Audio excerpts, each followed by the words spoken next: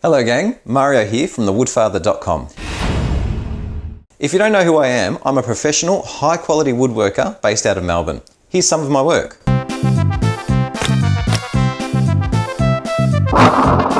Okay, so actually I'm a hobbyist amateur woodworker and I just like coming out to the workshop and making a little bit of a mess. I've tried hard over the last year to improve my woodworking skills and I'm starting to get a little bit better. One area that I've got zero experience in is wood turning. That's something that I'd really like to change. Here's how I'm going to do it. How am I going to get this out?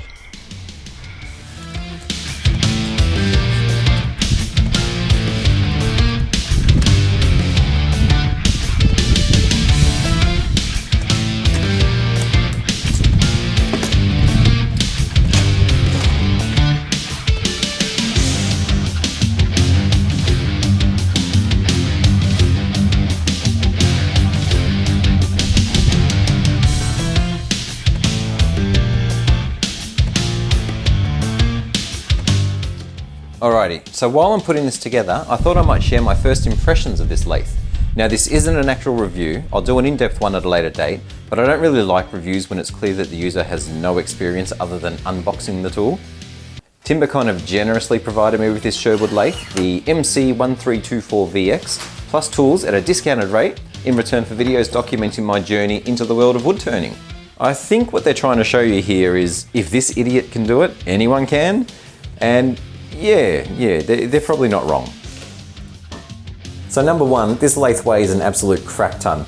Don't be a goose like me, just pay for delivery, have the boys help you bring it into the workshop. I mean, it did work out okay and it balanced all right on the wheelbarrow, but that could have been a very costly mistake. In my defense, my wheelbarrow has a flat profile tire, so it doesn't really tip over unless I'm being silly.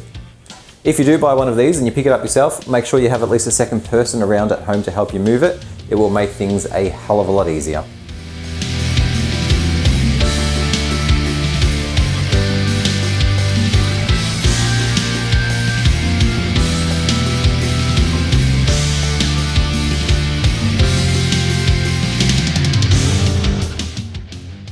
Number two, it's really easy to put together. It took me over 3.5 hours, but that includes mucking around from the car to the workshop, plus assembly and cleaning and all that sort of stuff. And of course, filming it slowed me down a lot too. I think I've completed all those steps in well under 2 hours had the box been delivered into my workshop and I wasn't filming it.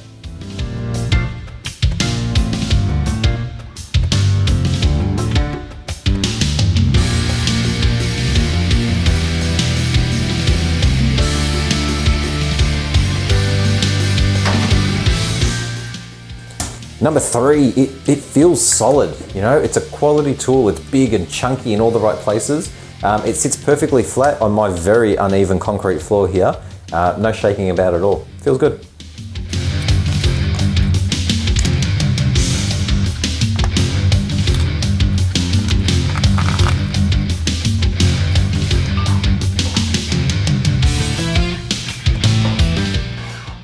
Number four, it's so quiet. I wasn't prepared for that. It's quieter than my drill press when it's running.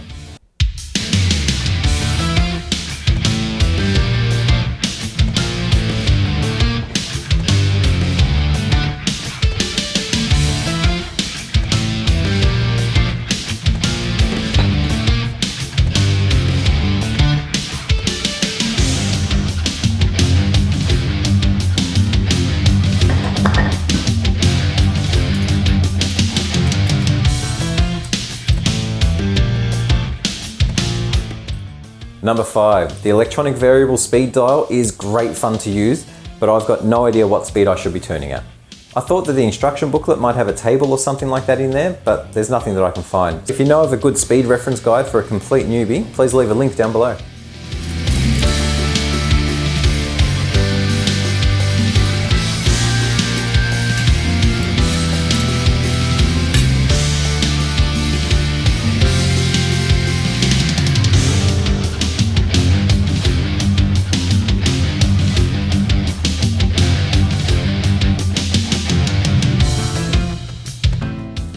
Number six, it's got forward and rewind. Rewind, why not reverse?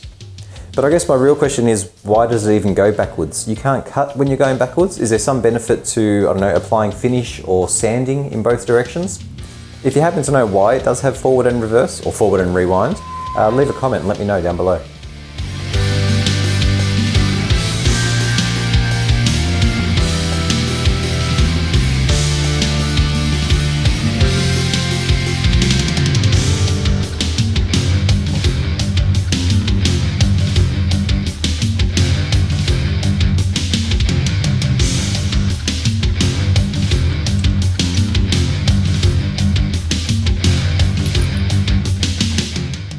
Number 7. Now this one's, a little bit embarrassing. I wasn't going to mention it, but what the hell. It took me over 15 minutes to figure out how to turn this on the very first time. I saw this big red button here and just assumed that was just the stop button. Didn't realize it's actually a twist release knob. Until you do that, you can't turn the tool on. I can't be the only person that's been tricked by that, but I'm probably the only person silly enough to say it out loud. So if you do buy one of these and you can't turn it on, give that a twist.